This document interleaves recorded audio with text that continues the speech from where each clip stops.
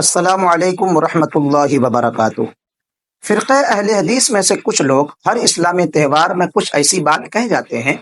جس سے مسلمانوں کے درمیان انتشار پیدا ہو جاتا ہے۔ آپ پہلے اس ویڈیو کو دیکھیے۔ یہ آپ نے قربانی کے لیے لائے ہوئے ہیں بیچنے کے لیے؟ کیا عمر ہے اس کی؟ پٹھان لے جاتے ہیں ڈیوٹیاں۔ نہیں، پٹھان لے کے جائیں یا کوئی بھی مسلمان لے کے جائے، بات تو یہ ہے کہ قربانی کے جانوروں میں بھینس یا کٹا جو ہے اس کو اللہ کے نبی صلی اللہ علیہ وسلم سے ثبوت نہیں ہے۔ یہ کہہ رہے ہیں کہ بھینس کی قربانی جائز نہیں ہے کیونکہ رسول پاک صلی اللہ تعالی علیہ وسلم سے اس کا ثبوت نہیں ملتا ہے، اور نہ صحابہ کی زندگی سے، صحابہ کی سنت سے اس کا ثبوت ملتا ہے۔ پھر آگے خود کہہ رہے ہیں کہ ہاں، اس کا دودھ پینا یا اس کا گوشت کھانا حلال ہے، اور اس کی دلیل کے طور پر جو ہے وہ سورہ انعام کی آیت نمبر 143 کوٹ کرتے ہیں، جس میں اللہ تعالیٰ نے جو ہے 4 چیزوں کا ذکر فرمایا ہے جوڑے کے طور پر۔ ان سے ہمارا سوال یہ ہے کہ قربانی کے جواز میں آپ کو حضور صلی اللہ تعالی علیہ وسلم کی سنت یا صحابہ کی سنت درکار ہے، تو پھر اس کا دودھ پینا یا اس کا گوشت کھانا حلال کیسے ہو گیا جبکہ حضور سے یا صحابہ سے اس کا ثبوت ہی نہیں ملتا ہے؟ یہ کیسی بات ہوئی کہ قربانی حلال ہونے کے لیے، قربانی جائز ہونے کے لیے آپ کو حضور کی سنت سے دلیل چاہیے، لیکن دودھ اور گوشت حلال ہونے کے لیے جو ہے اس کی کوئی حاجت نہیں ہے؟ ممکن ہے کہ ان کی طرف سے یہ جواب آئے کہ اللہ تعالیٰ نے جو ہے سورہ مائدہ کی ابتدائی آیت میں فرمایا احلت لکم بہیمۃ الانعام، کہ تمہارے لیے جو ہے چوپائے جانور حلال کر دیے گئے۔ اسی طریقے سے دوسری آیت وہ یہ کوٹ کر سکتے ہیں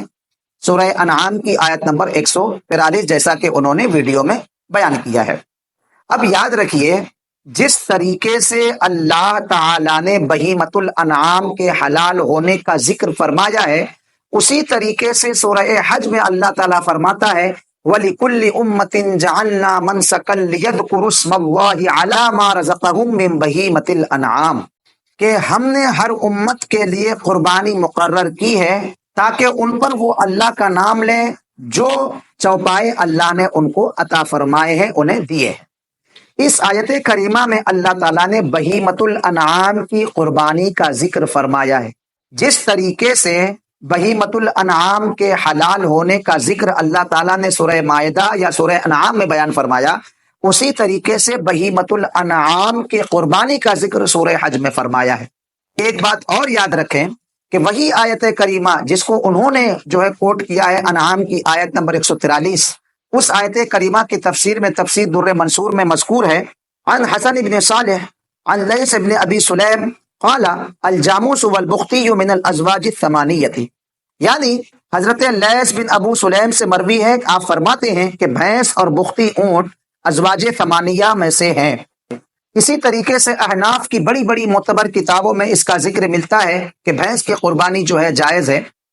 جیسا کہ بدائے سنائے میں مذکور ہے والمعز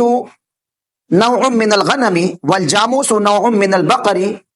بدلیل انہ یضم ذلک الی الغنم والبقر فی باب الزکوٰۃ، فرماتے ہیں کہ بھیڑ بکری کی اور بھینس گائے کی قسم ہے، اس دلیل کی بنا پر کہ انہیں زکوٰۃ کے معاملے میں بکری اور گائے کے ساتھ شمار کیا جاتا ہے۔ اسی طریقے سے علامہ مرغینانی ہدایہ میں بیان فرماتے ہیں والأضحیۃ من الابل والبقر والغنم ويدخل في البقر الجاموس لأنه من جنسه، کہ اونٹ، گائے اور بکری کی قربانی درست ہے، اور گائے کے تحت بھینس بھی داخل ہے کیونکہ وہ اسی کی جنس میں سے ہے۔ اسی طریقے سے فتاوی قاضی خان میں ہے والمعز والبقر والابل ذکورها واناثها وكذلك الجاموس لأنه نوع من البقر الاهلی،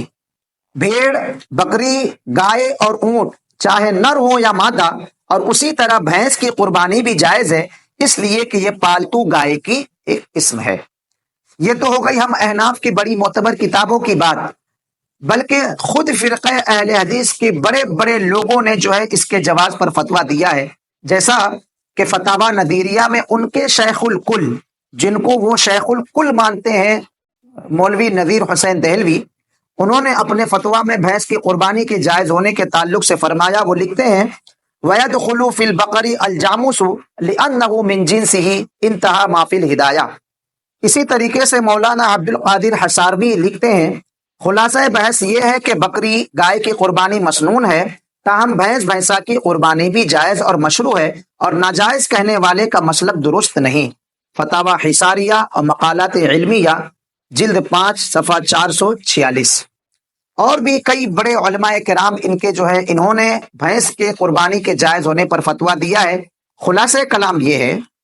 کہ جس طریقے سے قرآن پاک میں اللہ تعالیٰ نے جن جانوروں کو حلال قرار دیا ہے انہی جانوروں کی قربانی کا ذکر سورہ حج میں بیان فرمایا،